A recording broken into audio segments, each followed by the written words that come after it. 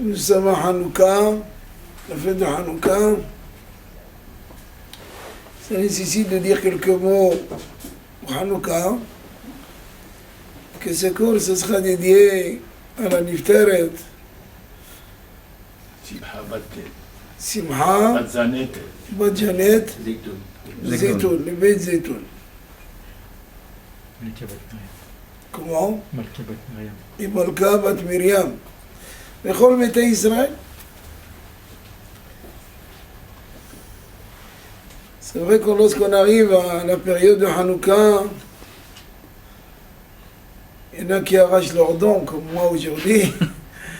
Il y en a ceux qui attrapent froid, le rhume il commence, la toux elle commence. C'est les enfants d'autant. C'est la fin de trimestre.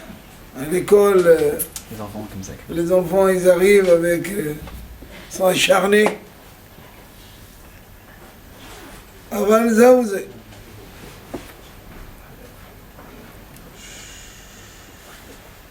C'est ça finalement la vie d'un homme. Elle commence quelque part, elle se termine quelque part. On n'a jamais vu quelqu'un qui a vécu 1000 ans. Ah non. Au temps d'Adam Arishon, premier homme, Metouchéla, Methouzalem. C'est pas juste quand même. Eux, ils ont vécu. Et pas nous. Parce que depuis Adam Arishon, jusqu'à nos jours, tout est retréci. On est arrivé à 2 chevaux. Il n'y a plus les Pontiac. Sinon, il faut rouler à 2 chevaux.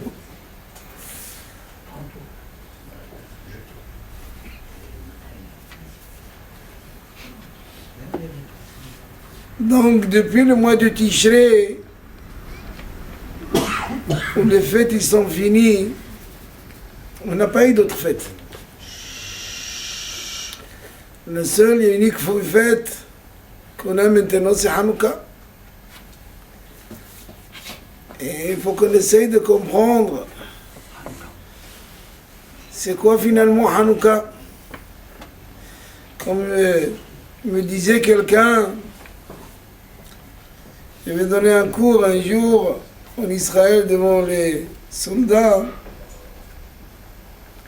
Et j'avais demandé qu'est-ce que c'est Hanouka. Alors il y a un hayal qui m'a dit, tout de suite il a sauté, il m'a dit Hanouka c'est le beignet. Il n'a pas tort, parce que chaque beignet en Israël, vous pouvez la presser et allumer tout de suite la Hanoukia avec. C'est vrai qu'en Eretz Israël, on consomme des tonnes et des tonnes de litres d'huile et de la farine pendant Hanouka, ce qu'on consomme, pas pendant toute l'année. Mais il faut faire attention, il y a le cholestérol, les triglycérides, les gens ils deviennent obèses. Les Israéliens deviennent des Américains. Dans l'high-tech, je veux bien, mais pas dans le poids. Il faut faire attention. Avant, quelqu'un qui était gros, ou une fille qui était grosse, elle avait une chance de se marier plus vite qu'une maigre. Mais aujourd'hui, on fait attention. Avant, on ne savait pas que la graisse était mauvaise pour le cœur, pour le corps. Mais aujourd'hui, on le sait.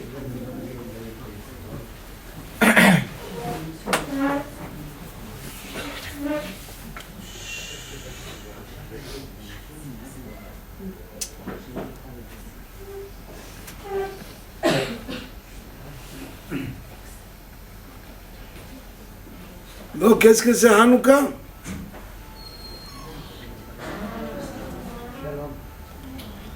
Alors, tout le monde me dit Hanouka, c'est allumé, le bougie de Hanouka. C'est vrai. Hanouka. Hanou café. Hanou Bekafé. Si vous prenez le mot Hanouka, vous le tranchez en deux, et vous trouvez le mot Hanou, Café. Café. Vas-y Hanou. Ils ont campé. Ils ont compé. Qui a compé? Quoi compé? Et c'est quoi café? 25. Café en hébreu c'est 25. Alors vous allez me dire tout de suite que l'allumage de Hanouka il commence le 25 qui se lève. C'est vrai, ça aussi c'est vrai.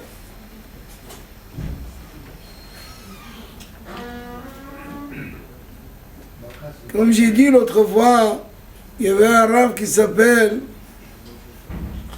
Saba Minovardok. Saba Minovardok, Saba tout le monde connaît. Qu'est-ce que c'est? Abba, Ima, Saba, Safta. Saba, c'est grand-père. De Novardok. De Novardok, c'est de la ville Novardok. Et des villes, En Russie, Pologne. Pologne, Russie, de l'époque.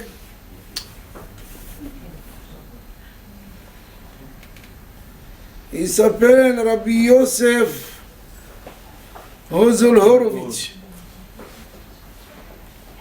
Comment?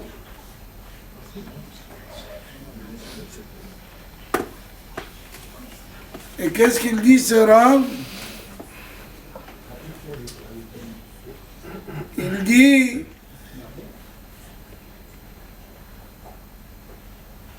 c'est quoi le meilleur moment d'un homme sur cette terre? Chacun de nous, il a un moment exceptionnel Dans sa vie. dans sa vie qu'il garde dans son mémoire. Donc il dit c'est quoi le meilleur moment au monde? Alors chacun de nous, il va penser à un événement dans sa vie. Il peut peut-être penser que c'est le mariage de sa fille, Enfant. la naissance des enfants.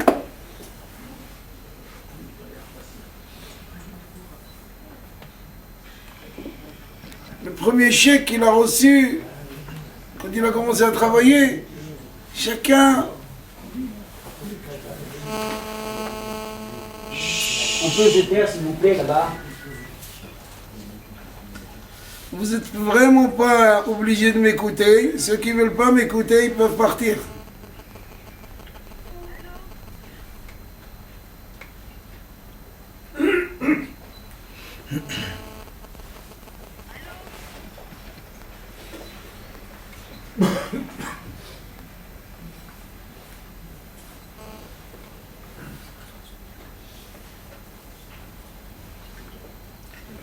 Il dit ce Hacham,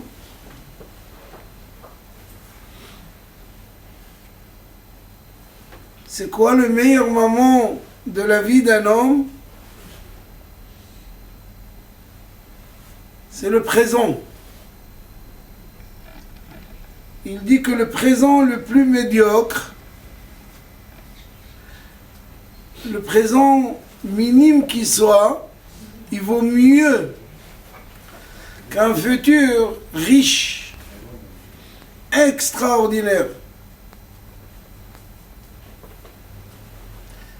Et c'est marrant que j'ai trouvé ça aussi chez Rabbi Nachman Bebreslev.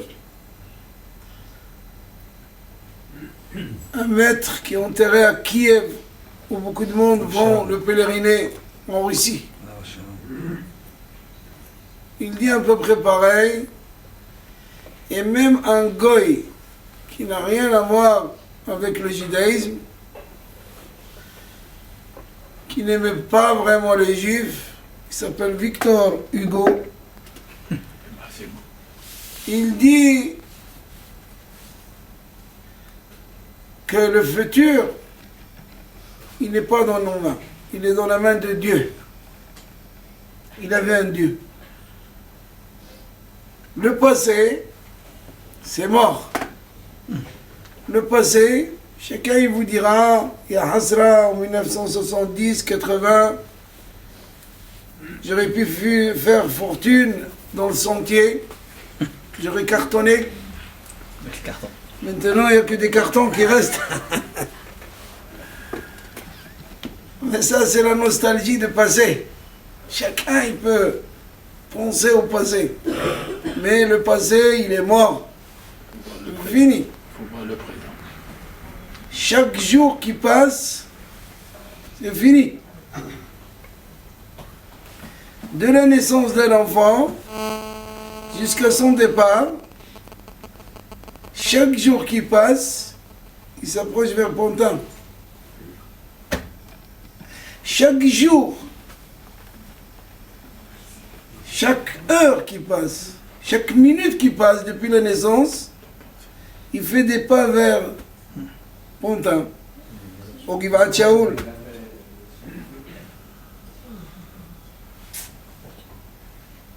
Donc le passé, il est mort. Le futur, c'est pas dans nos mains.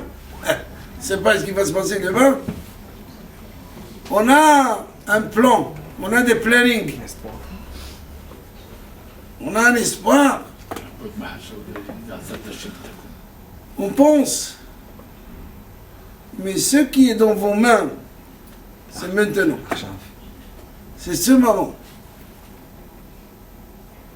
Ça, oui, il est dans vos mains.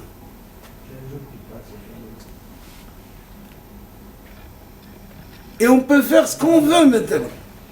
Tout. On peut faire du mal, de bien, se battre, gagner de l'argent. Tout on peut faire. Ça, il est dans vos mains.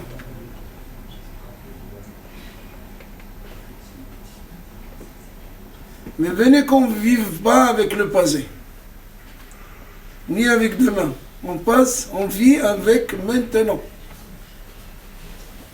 Comme c'est écrit, Ve'ata Israël, ma Hashem doresh mimecha.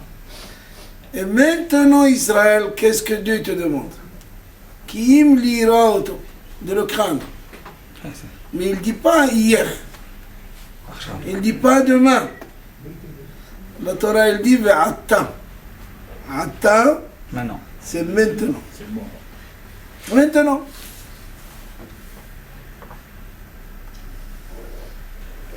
Et bien, c'est écrit sur le Hafetz Haïm.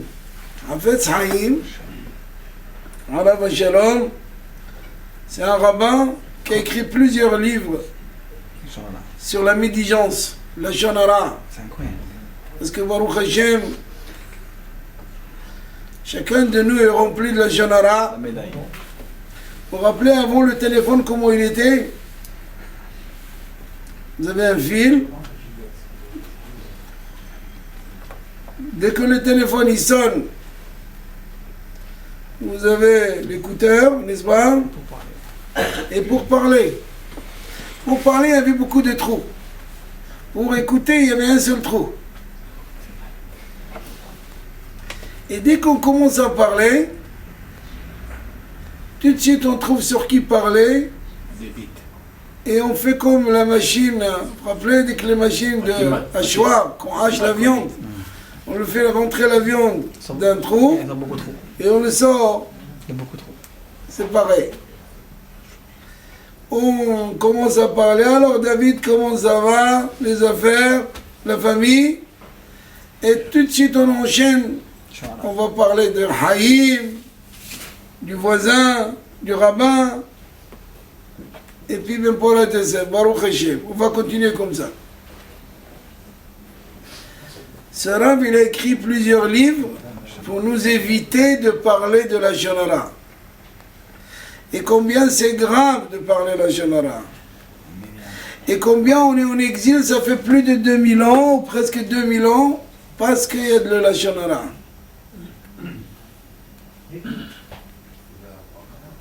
puisque le premier exil a duré 70 ans. Entre le premier temple et le deuxième, nous étions pendant 70 ans en exil. En Babylone, c'est rien. C'est la vie d'un homme. S'il est costaud. Yamenu Bahem Shiv'im Shana, Vim Bigvorot Shmonim Shana. Un homme, il vit 70 ans. S'il tient un petit peu mieux, à 80 ans. Bonus. Et bon, on lui rajoute quelque chose. Et aujourd'hui, à 80 ans, ils sont fatigués. Ils sont fatigués, les vieux de 80 ans. Ils traînent leurs pieds. La machine. Chut.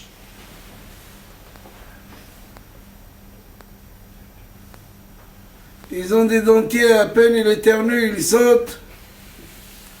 Il faut les accompagner un petit peu chez les médecins, Beaucoup même. à la banque. Attends, chez Ibrahim, ça demande beaucoup de travail. Amen. Ça demande beaucoup de... C'est pas évident. On va le zéoser. C'est la route. Que tout le monde passe par là. Il y a le bail que tout le monde passe par là. Que Dieu fasse que tout le monde passe par là. Puisse avoir 70 ans, 80 ans, pourquoi pas.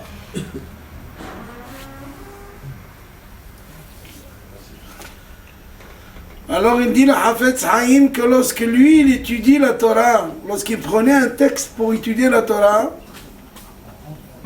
il disait que c'était le seul et unique moment,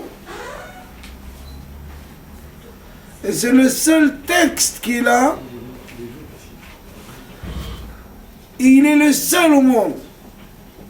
C'est-à-dire il est complètement dans le texte. Le seul texte, le seul moment qu'il a, Quand il étudie. quand il étudie. C'est-à-dire, il n'y a plus rien, il n'y a que ça, il n'y a pas autre chose. Il vivait le présent chaque seconde, 100%. chaque mot, chaque lettre, chaque verset.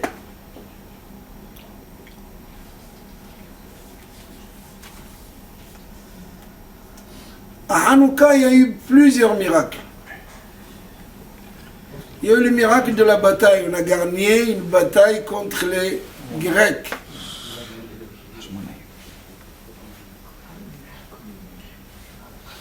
À Hanouka, il y a eu le miracle de l'huile. On est rentré au Beth Amikdash.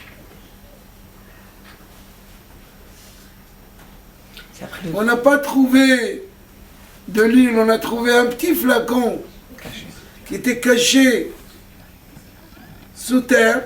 C'était un miracle qu'on le trouve déjà. Maintenant, il existe comme ça. Après, L'histoire de Hanouka, c'est il y a exactement 2200 ans. après premier temps, Non, c'est au milieu du deuxième temple. entre premier et deuxième. Deuxième. Au milieu du deuxième. Quand il y a eu le deuxième temple, au milieu. 200 ans après la construction du deuxième temple, Bon. c'est là-bas, c'est à ce moment-là qu'il y a eu le miracle de Hanouka.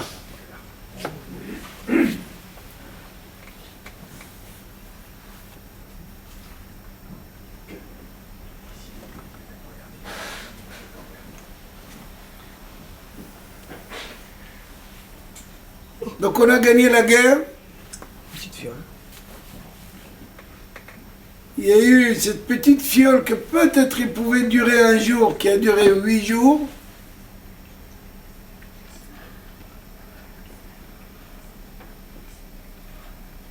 Et encore beaucoup de miracles, qu'on n'en parle pas. Quand vous lisez le Halanissim qu'on dit pendant la Hamida, alors il y a là-bas la Tata, Giborim biyad halashim, Rabbi Mimah. Rabbim biyad me'atim, Ou Shaim Bethel. Sha'im, Tzadikim. Lisez là-bas le texte. Vous comprendrez déjà combien de miracles il y a eu. Mais si vous voulez un petit peu comprendre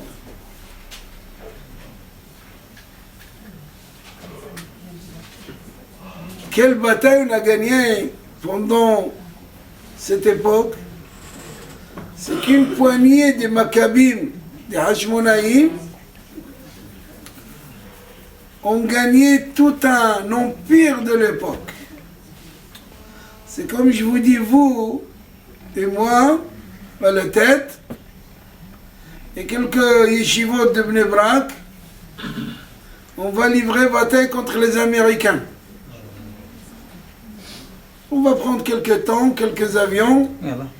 et on va livrer bataille. Mais vous allez tout de suite me dire que c'est un suicide. Monsieur le rabbin, Vous aimez bien. je pense qu'il y a un problème. Mais c'est ce qui s'est passé à Hanouka. Pas autre chose, c'est ça. Donc il faut essayer de comprendre qu'est-ce qui s'est passé vraiment.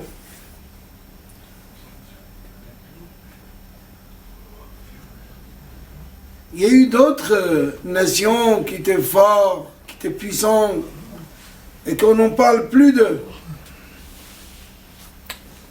Il y avait les Romains. Les Grecs. Les Grecs, c'est ceux-là. Ciao. On parle. Les steaks. Hein? Il y avait des steaks aussi. Les Perses. Les Perses gouvernaient sur le monde entier. Les Égyptiens, Les Anglais. les Anglais, les Russes. Ceux qui se rappellent en 70, c'est l'histoire avec Cuba, les missiles de Cuba. Ça fait trembler le monde entier. Avec Kennedy. Oh, il y a des jeunes, ils ne se rappellent pas du tout de ça, ils ne Ah, connaissent enfin. même pas l'histoire. C'est ça qu'on est. Les missiles dirigés vers Cuba. Ben, mec. Et les Russes d'aujourd'hui, la plupart, ils n'ont pas encore mangé. Ouais. Ils ont laissé un astronaute tourner dans l'air pendant 2 ans, misken. Pour l'amener, il fallait que les Américains Normal. le ramènent. Alors, qu'est-ce qui se passe? Et nous, un peuple aussi peu nombreux, on tient la route. Ça fait des millénaires. 3323 ans qu'on est là, depuis qu'on a reçu la Torah sur le mont Sinaï. On est un peuple avec trillénaire.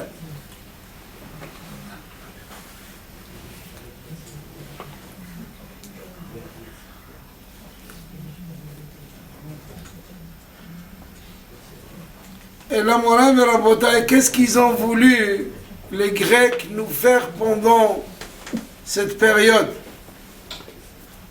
Assimilé. Ils nous ont demandé Sharkehan. de ne pas appliquer la Torah.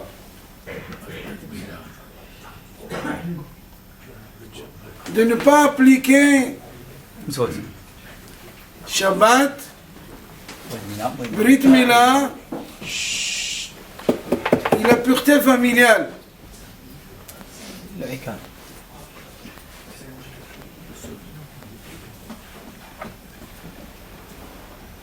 Qu'est-ce que ça dérange les Grecs si je fais la Brit Mila chez moi à la maison?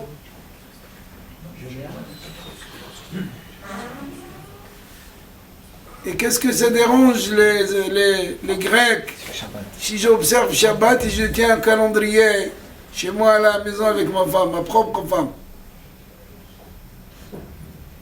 Non, c'est que les Grecs, ils ont compris que pour atteindre ce peuple,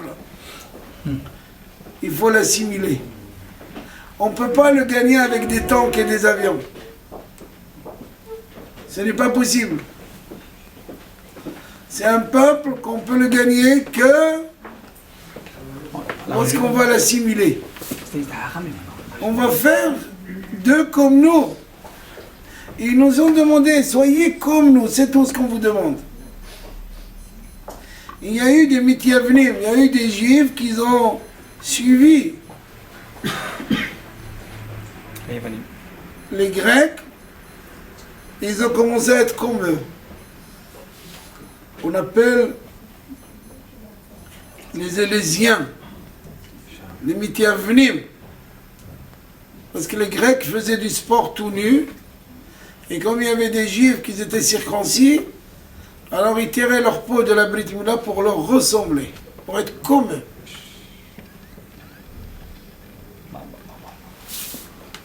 Seulement voilà, il y a cette poignée de Matityahu, Hanan Kohen Gadol, ou Banav, ses enfants, eux ils n'ont pas suivi, et ils ont livré la bataille, ils ont gagné la bataille.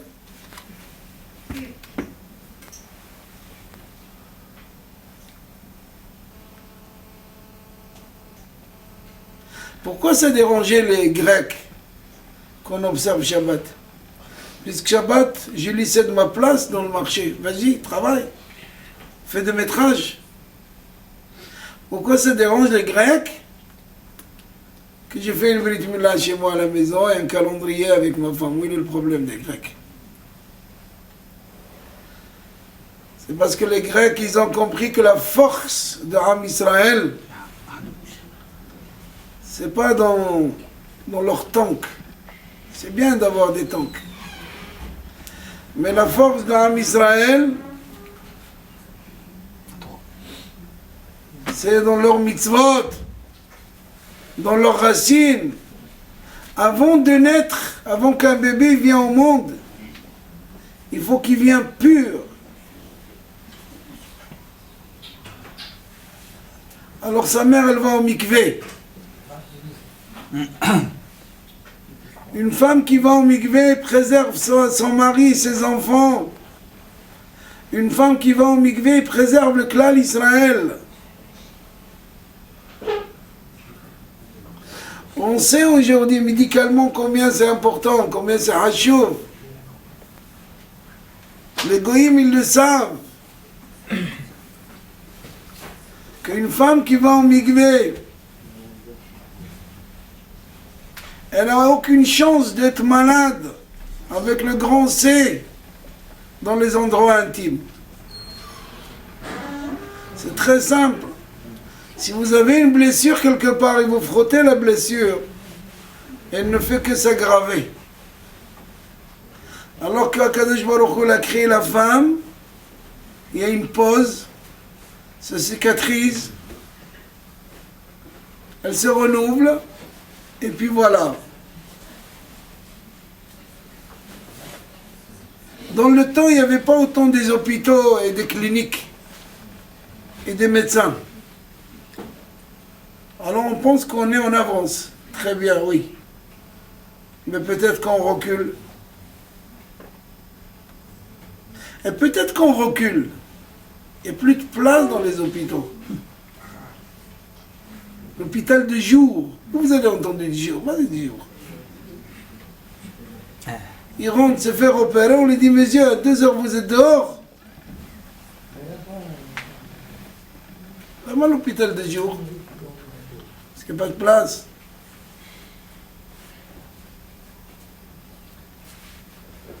Les goïs, ils ont compris. Les goïs. Combien c'est important, comme cette princesse qu'un jour il a rencontré Rabbi Akiva. Rabbi Akiva qui a commencé l'étude de la Torah à l'âge de 40 ans. À 40 ans, il est allé à l'école, il a pris son cartable, il a commencé à apprendre ABCD. Et cette princesse qui le rencontre, Goy, il lui a posé la question, pourquoi chez vous, les Juifs, la femme est interdite à son mari pendant X temps? Quel est le problème? Il a dit, viens voir. Ragil ba katzba. Quelque chose que vous aimez, que vous mangez tout le temps, à un moment donné, il dit, on change de menu. Combien de gâteaux vous pouvez manger? Tous les jours. Et la Torah a voulu que la femme soit agréable à son mari, comme le jour de mariage, tous les mois.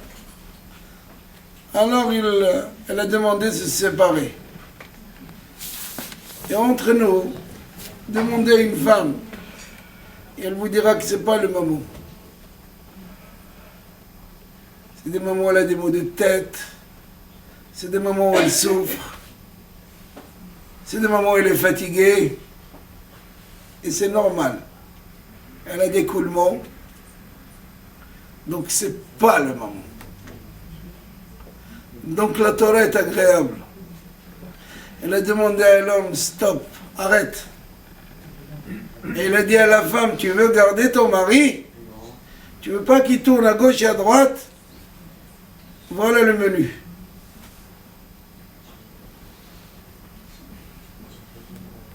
Le menu, il est celui-là. Et ça, les Grecs, ils l'ont compris. Les Goïs, ils ont compris.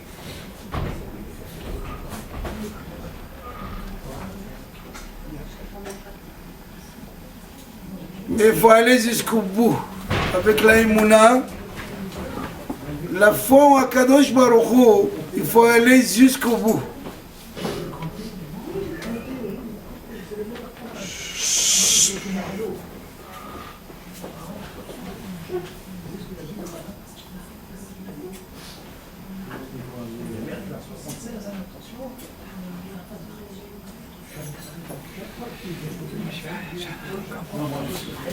Lorsqu'Abraham,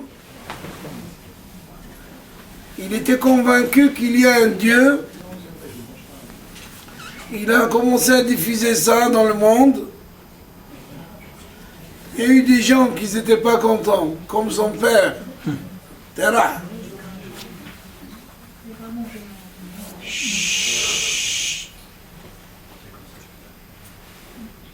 Arrêtez là.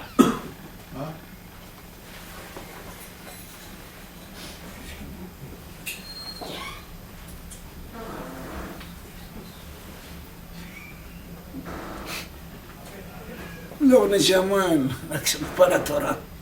Il faut qu'ils fouillent dans leur Neshama.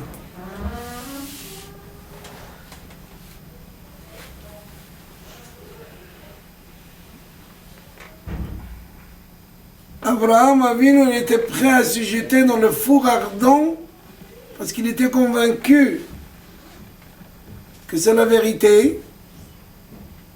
Et si c'est la vérité, je vais jusqu'au bout. Il s'en est sorti indemne. C'était transformé en piscine.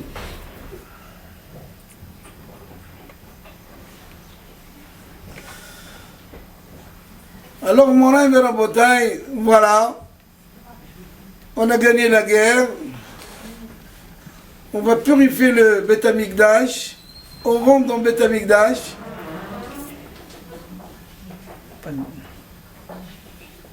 Il n'y a pas d'huile, c'est pas grave, attendez encore une petite semaine, le temps d'amener de l'huile, des olives de Galilée, les concassés.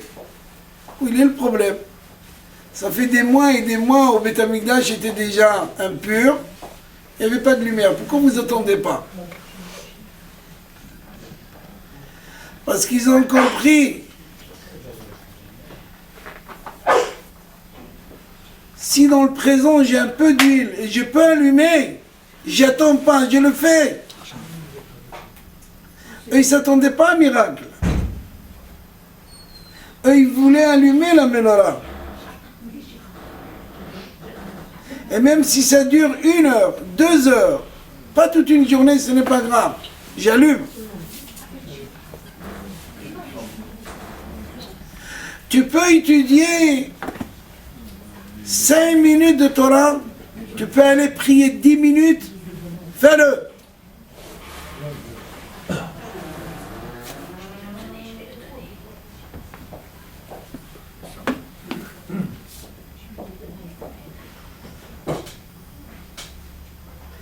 Tu peux écouter un chant d'un Hazan qui vous relève. Ça te fait plaisir d'écouter une belle tfila. Écoute-la.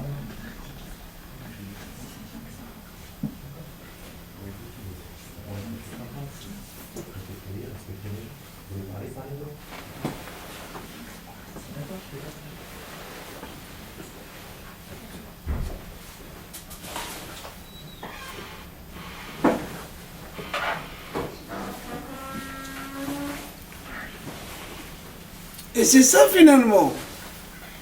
Si tu peux faire quelque chose dans les médias, fais-le. N'attends pas. Ne dis pas demain. Mitzvah haba liyadcha al tahmitzena. Une mitzvah qui tombe dans tes mains, ne la laisse pas filer. Ne le repousse pas. Ne la repousse pas, comme le Hametz s'appelle ça. C'est quoi la différence entre la matzah et le pain? 1 seconde de plus. Quand on fait la matzah, grand maximum c'est 18 minutes. Entre le moment où on a mis de l'eau dans la farine et on a commencé à pétrir la pâte, jusqu'à qu'elle sorte de four, 18 minutes. s'il dépasse les 18 minutes, d'une seconde, c'est Hametz. Jamais. On fait des matzahs à 4 minutes, à 9 minutes, à 10 minutes. On n'attend pas jusqu'à 18 minutes. Si vous avez l'occasion de faire quelque chose, faites-le. On a instauré l'étude de la Gemara. Vous savez, il y a ce qu'on appelle le Daf Hayomi. Daf Hayomi, c'est une page par jour. Ils étudient. C'est très développé en Israël, en Amérique, en Angleterre, ici un petit peu. Mais les gens, ils viennent à la tfila, ils viennent à la prière, un petit peu avant, une petite demi-heure avant, ou ils restent après. Il y a des rabbanim qui sont spécialisés pour ça. Ils sont là pour vous donner le cours de la page journalière. Ils le connaissent au bout des doigts. Ils sont payés pour ça. Et vous partez au travail avec une page de Gemara. Et seulement en 7 ans, vous connaissez tous ces Gemara. Vous voyez tout ça? En 7 ans. Seulement 7 ans. C'est pas beaucoup 7 ans dans la vie d'un homme. 70 ans, c'est un 7e, un 10e. C'est pas beaucoup. Seulement en 7 ans, vous finissez ça. Et qui c'est qui a instauré ça? Rav Meir Shapira, à Indad, en Allemagne. Il a décidé, il a vu que le monde, il devenait trop matériel. Il dit, allez, pour que la Torah orale ne s'oublie pas, on va instaurer le Daf Hayomi. Et dans le monde entier, on étudie la page journalière. Vous appuyez sur un bouton de votre internet ou de votre téléphone, vous avez le cours.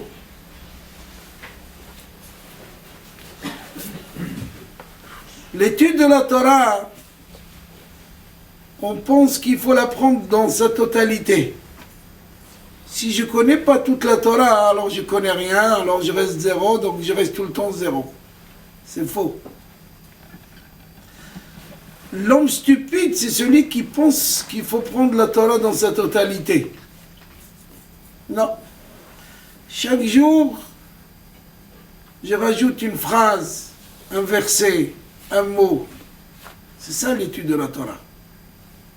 Un alpiniste, il ne devient pas alpiniste le premier jour. Il tombe, il retombe. Mais la première chute, elle est difficile. La deuxième, elle est moins difficile. Et la 7e, ça va, il s'habitue déjà. L'étude de la Torah, c'est pas quand je consacre toute ma personne. Il y en a. Ils sont peu dans le monde. Très peu dans le monde. Qui consacrent toute leur vie. Matin, midi et soir. Ils ne mangent même pas. Il y en a. Il y en a dans le... Ça racontait sur des rabbanim qui attachaient leurs cheveux avec le toit pour que s'ils dorment, ils se réveillent. Tac. Mais ça, c'est des exceptionnels. L'étude de la Torah, il ne faut pas chercher le plus grand professeur et le plus grand rabbin et je reste avec lui pendant 4-5 heures. C'est faux. Vous, avec votre fils, vous pouvez étudier. C'est extraordinaire. Vous allez à Yerushalayim, à Mea Shearim, vous rentrez là-bas dans n'importe quelle synagogue et vous voyez le grand-père, un homme de 80 ans, avec son arrière-petit-fils, ils sont en train d'étudier ensemble, mais qu'est-ce qu'ils étudient? Le même texte. Nulle part au monde, n'y a pas un métier. Si je suis docteur, eh ben, je ne suis pas un infirmier. Docteur, c'est docteur. Non. La Torah, c'est pour tout le monde le même texte. Le papy le comprend beaucoup mieux, autrement, mais il le transmet à son arrière-petit-fils. C'est ça la beauté de la Torah. Une séance de la Torah, ça peut être 5 minutes. 5 minutes. Comme le Stapler. Stapler, c'était un grand rabbin à Bnei Brak. Il est niftar il y a une vingtaine d'années, un petit peu plus. Quand il était jeune, il était dans l'armée russe. Il avait 20 ans, 19 ans. Tous les juifs, ils devaient aller à l'armée, c'est normal. Comme ici en France. Ils ont annulé l'armée, mais tout le monde allait à l'armée. J'étais soldat à l'armée française. Moi, je suis venu ici. On m'a demandé de se présenter. Comme ils ont vu que j'étais officier à l'armée israélienne, donc ils m'ont dit, vas-y, on va t'appeler dans un cas de conflit. Merci. Au revoir. Mais il faut faire l'armée. Donc, le soir du Shabbat, vendredi soir, il devait monter la garde. Lui, il a fait la yeshiva. Trop jeune, il était à la yeshiva. Quand ils l'ont emmené à l'armée, il était à la yeshiva. Il fallait faire l'armée. Et pour monter la garde en Sibir, moins 30, vous imaginez, je n'ai pas besoin de vous dire ça. Moi, j'étais une fois au Canada, la communauté m'a invité. C'était en hiver, je ne vais plus retourner. Croyez-moi. Je croyais que mes oreilles allaient décoller. Il faut comprendre. J'ai travaillé pendant une semaine, j'ai donné des conférences, des cours partout. Je parle français là-bas. Montréal, Ottawa, un peu partout. Et samedi soir, avant que je parte, le lendemain, lundi, je crois que j'ai quitté là-bas, j'ai demandé à ceux qui m'ont invité de me faire un petit tour pour que je visite la ville. Alors, il m'a dit, va cacher, viens. Ils m'ont mis dans une voiture. À la maison, c'est chaud. La voiture, elle démarre de la maison. Ils appuient sur un bouton et elle est déjà chaude. Vous rentrez, tout est chaud. Il m'a dit, bon, on va aller voir, je vais vous emmener voir comment on fait des sculptures en glace. Avec là. J'ai dit, d'accord, ok. On arrête la voiture pour faire 100 mètres. Croyez-moi, je lui ai dit, allez, ramène-moi dans la voiture. Je veux pas ce que tu Je ne vais pas voir, de loin, je l'ai vu aller. Comme Nerot Hanouka, l'Irhotam Bilvad. Froid. Je ne comprends même pas comment on peut voyager en voiture dans ce froid. Chez Mishmor, quelqu'un qui tombe en panne. Seulement. Comment il fait? Bon, peut-être qu'ils sont équipés, je comprends, je ne sais pas. Et le Rav, en question, il devait monter la garde. Il va pour monter la garde. Il fallait mettre un manteau au-dessus du manteau qu'ils avaient. Et là, ils sont dehors, tant qu'ils sont à l'intérieur. Il y a du bois, il y a du mazout. Mais dehors. Et le soldat qui était avant lui, soldat russe, il avait mis le manteau sur un arbre. C'était vendredi soir, c'était déjà Shabbat. Et le Rav, il a dit, bon, si je le prends, je risque d'arracher une feuille, une branche, c'est un seul Shabbat. Même si c'est que des Rabbanan, Hakamim nous ont interdit, c'est pas Minatora, il a dit, je ne le fais pas. Mais sincèrement, je vais vous dire, la halakha, elle dit qu'on peut le faire. Aucun problème. Dans ce cas-là, c'est un cas de force majeure, danger de mort, tu peux. Mais lui, il a dit non, je vais essayer les 5 premières minutes, si je tiens le coup. Si je tiens le cours pendant les 5 minutes, c'est bon. 5 minutes, ça marche. Il dit bon, je vais essayer un deuxième 5 minutes. Au bout de 2h30, il était comme ça. Il a tenu pendant 2h30 avec aucun problème. Nous, si nous étions à sa place, moi, personnellement, j'aurais demandé un deuxième manteau. J'aurais pris celui-là et demandé un autre. La Torah n'a pas été donnée pour mourir. Et là, au contraire, la Torah, c'est pour vivre. À Yom Kippour, si quelqu'un a un malaise et qu'il faut l'accompagner à l'hôpital, c'est le rabbin qui doit, s'il sait conduire, c'est lui qui doit l'emmener. Parce que la Torah, elle n'est pas venue tuer les gens. Au contraire, leur donner le souffle, vivre avec la Torah. Mais ça, c'est des exceptions.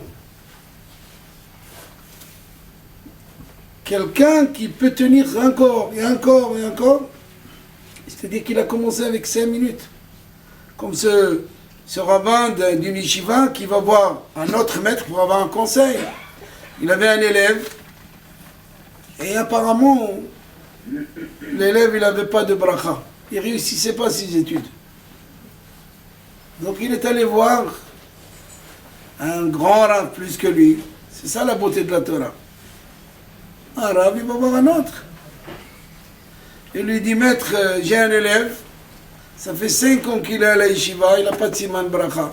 Il ne réussit pas dans ses études. Comment? Qu'est-ce qu'on fait? Alors le rabbin, il l'interroge. Il lui dit, quand tu es arrivé à la yeshiva ici, c'est ton maître, tu lisais avant? Il dit non. Et maintenant, si je lis. Quand tu es arrivé à la yeshiva, tu connaissais les Mishnayot? Il dit non. Et maintenant, si. La Gemara, un petit peu. Rashi, un petit peu. Et il tourne vers le Rosh Yeshiva et dit, je ne comprends pas. Ça, c'est un élève sans siman bracha. Il ne connaissait rien avant, mais maintenant il connaît. Ça s'appelle quelqu'un qui n'a pas de bracha. Si on veut détruire un élève dans une classe, c'est très simple. On lui dit, tu es un 0, tu ne pourras jamais réussir. C'est fini. Là, tu l'as tué. Mais si tu lui dis, par rapport aux élèves qui sont au summum de la classe, peut-être toi, mais par rapport à ceux qui sont plus bas que toi, C'est bon. c'est bon. Mes filles venaient me voir quand elles étaient petites, avec un brouillon, un dessin de Gann. J'ai pas toujours le temps, mais je faisais le temps pour les voir. Et puis ils me disaient, papa, qu'est-ce que tu penses? Je dis, c'est magnifique. Même si c'est rien. Parce que si je veux les encourager, Faire mieux. c'est beau, c'est magnifique. Mais je te lui dis, c'est quoi ça, cette tête-là? C'est 0 ça. C'est quoi ça? Tu comprends rien à ce que tu as fait. Alors, vous êtes sûr qu'elle ne viendra plus vous voir. Jamais elle vous apportera un dessin. Elle vient pour vous embrasser. Embrassez-la. Même si vous êtes fâché avec elle. Parce que j'ai jamais vu, je ne veux pas voir les courses de chevaux. Ça m'arrive quand je passe comme ça à côté des bistrots, je vois tous les gens qui sont... Ah! Alors moi je lève mes yeux, et qu'est-ce qui se passe? Les chevaux qui courent. Vous pouvez mettre là-bas un âne qui court avec eux? Les chevaux, c'est les chevaux, les ânes, c'est les ânes. Vous ne pouvez pas mettre un âne avec un cheval de course. Ça ne marche pas. Si je compare l'élève avec ceux qui sont les meilleurs, ah bien sûr qu'il n'est pas. Mais si je les compare avec ceux qui sont plus... Nul. Et combien d'élèves qu'on a pensé qu'ils étaient brillants, C'est pas réussi. Ils n'ont pas réussi leur vie. Et le Ça contraire. ne veut rien dire. Et là, vous avez 5 minutes. Vous attendez un médecin, un dentiste. Prends un livre. Prenez un livre avec vous. Vous prenez le métro, prenez un livre. Non, il veut voir tout ce qui passe devant lui, et même celui qui joue la guitare. Ça va. Ne perds pas ton temps. Utilise le temps qui est dans tes mains. Et c'est ça finalement Hanouka. Voilà. Hanouka, c'est que les Hashmonaïm, ils ont utilisé le présent. Ils avaient quelque chose dans les mains, ils ont dit on va faire la guerre, eh bien on fait la guerre. Lorsque David est allé contre Goliath, il est allé avec une fronte de berger, avec une toque de berger. Contre qui? Un géant, habillé en armure, des lancers, des épées. Quand David est arrivé, il a dit, mais attendez, mais je vais te couper en morceaux, je vais te donner aux oiseaux, c'est toi que tu veux faire la bataille contre moi? Mais David Amelach, il n'a pas hésité. Vas-y, ça a riposté juste dans le seul et unique endroit qu'il avait vide dans sa tête, et Goliath est tombé. Et est tombé en avant, contrairement à la nature. Parce que quand je tire devant, ça vous l'avez vu dans le film, il tombe en arrière. Et bien pour pas déranger David Amelech, de faire quelques mètres pour lui couper la tête. Et si David il avait dit, oula, qu'est-ce que je peux faire? C'est pas possible celui-là.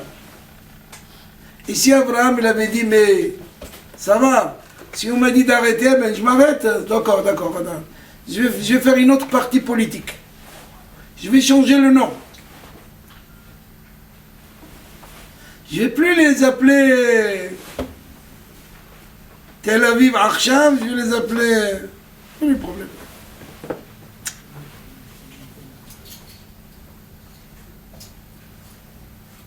David, Abraham, Moshe, il voit l'Égyptien qui frappe l'autre, il va m'attaquer. Pourquoi tu le frappes? Il n'a pas hésité. Il a vu qu'il n'y a pas de tzedek, qu'il n'y a pas de vérité. Un seul coup de David, de Moshe, il l'enterre directement.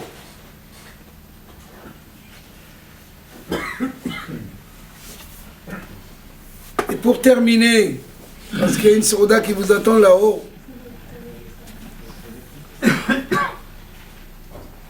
ce que les Grecs ils ont voulu interdire, la Brit Mila, le Shabbat, la pureté familiale, qui vient une fois tous les mois,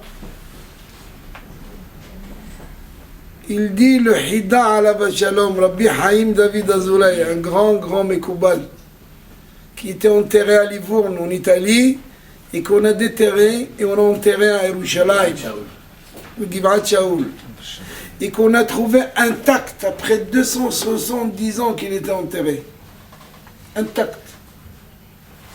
Va comprendre. Quelqu'un qui préserve son corps, il est préservé même dans les vers de terre.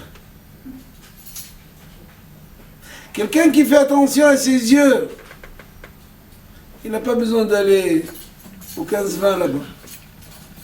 Yosef Hatzadik, Shah Enaim, les yeux ils étaient bas, il a regardé personne, Yosef Hatzadik. Même la femme de Potiphar qui est venue l'embêter tous les jours pendant 1 an. Elle, Batissa Enya, elle est là, elle le regardait, mais lui non. Comme ça, elle a appris, c'est son père.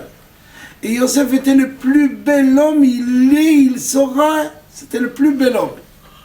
Pour quelqu'un qui pense qu'il est beau, et qu'est-ce qu'il peut faire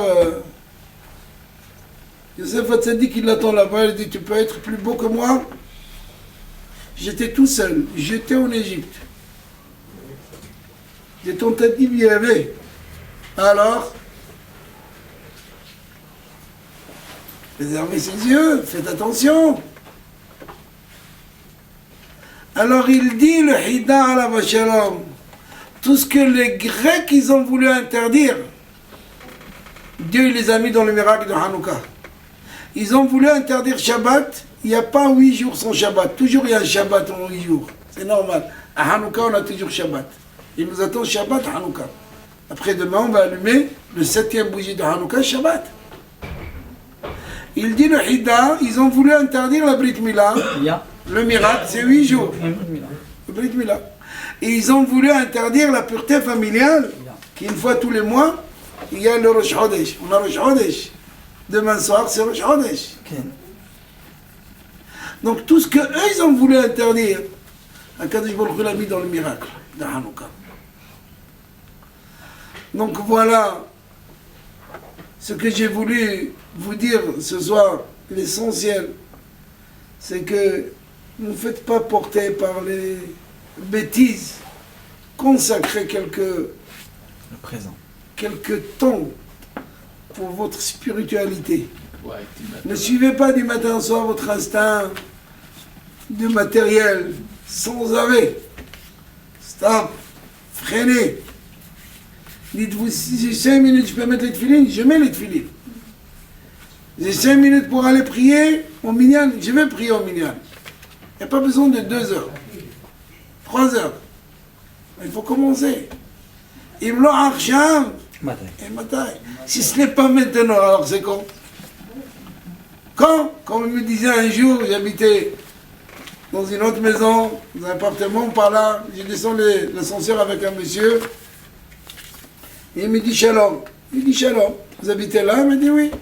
Où vous habitez? Tel étage, et vous? C'est marrant, je lui dis. Comment vous appelez? Je dis vous êtes ici, je ne vous vois pas prier avec moi, qu'est-ce qui se passe? Il me dit, monsieur le rabbin, je ne prie pas. Je dis, ça tombe bien, pourquoi? Il me dit, parce que j'attends la retraite. Et je ne voulais pas lui faire une khoufa, lui dire qui c'est qui vous a promis la retraite. Parce que là, il va tomber raide. On pense qu'on a la retraite. C'est une idée. Comment on connaît autour de nous? Mouchaou, le plombier, le serrurier, le docteur, ils sont partis. Oh, il n'y a que l'enseigne qui reste. Zichronam livracha, je ne voulais pas lui dire ça. Je lui dis tout simplement que lorsqu'on arrive à la retraite, tous les coups qu'on a reçus dans notre jeunesse, ils se réveillent. On est tombé, c'est maintenant ça se réveille. Donc il faut aller le masser, il faut aller au kiné, il faut aller faire un peu de sauna, un peu de sport. Si tu n'auras pas le temps pour venir prier. 2 jours après, il a couru ici. Il est venu, merci. J'ai compris votre message. Moraï Rabotai, Am Israël, le peuple d'Israël, ne peut tenir que par ce billet de la Torah. Que Dieu vous protège et que la lumière soit éclairée pour vous, pour nous, pour qu'on emmène Meshiach. Amen.